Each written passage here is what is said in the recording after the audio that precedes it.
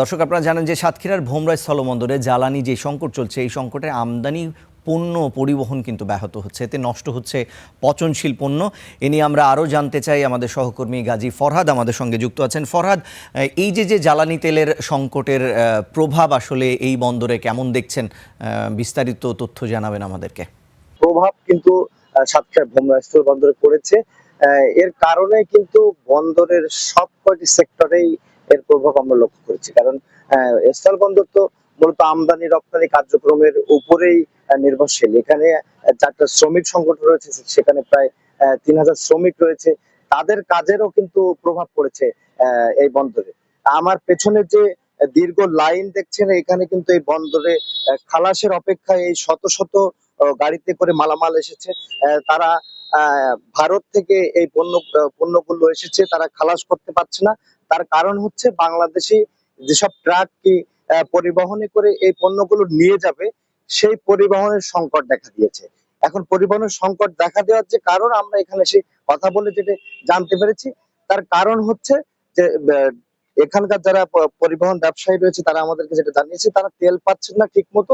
ঢাকা সহ দেশের বিভিন্ন স্থানে এখান থেকে যে পণ্যগুলো যাচ্ছে, তারা একাধিক জায়গায়, দেশের বিভিন্ন জায়গায় যেতে গেলে একাধিক জায়গা থেকে রেশনিং এর মাধ্যমে দীর্ঘ কয়েক ঘন্টার লাইন ধরে তেল পাচ্ছে এবং সেটা নিয়ে পণ্য পরিবহন করে সেটি আনলোড করে আবার ভোমরা বন্দরে ফিরছে।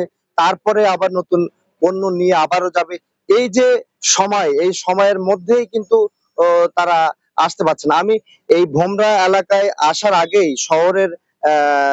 শহরের মধ্যে, অর্থাৎ সাতক্ষীরা শহরের মধ্যে দেখেছি যে শত শত ট্রাকের লাইন। তারা তেল নিতেই কিন্তু লাইন ধরে দাঁড়িয়ে আছে। এই মুহূর্তে আবার তেল দেয়া বন্ধ করে দিয়েছে পাম্প কর্তৃপক্ষ। তারা বলছে তাদের তেল নেই। তো এই যে সংকটের প্রভাব কিন্তু পড়েছে, এবং এই স্থলবন্দর এলাকায় যেহেতু তেল পাম্প নেই, সাতক্ষীরা শহর থেকে কি শহরের আশপাশ থেকেই তেল নিয়েই কিন্তু তারা এই কার্যক্রম করছে। তো সেক্ষেত্রে এই তেলের প্রভাব কিন্তু সবখানেই পড়ছে।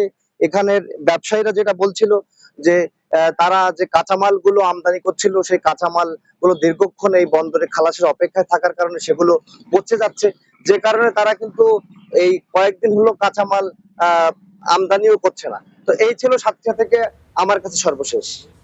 ফরহাদ, আপনাকে ধন্যবাদ। দর্শক, আমরা জানছিলাম ভোমরা স্থলবন্দরের কি অবস্থা, কি পরিস্থিতি, এই জ্বালানি সংকটে আসলে পণ্য পরিবহন কিভাবে হচ্ছে, কতটুকু পচনশীল পণ্য আসলে খুব স্বাভাবিকভাবেই প্রক্রিয়ার মাধ্যমে এক স্থান থেকে আরেক স্থানে পৌঁছে যাচ্ছে, সেই বিষয় তথ্যটি আমরা জানছিলাম।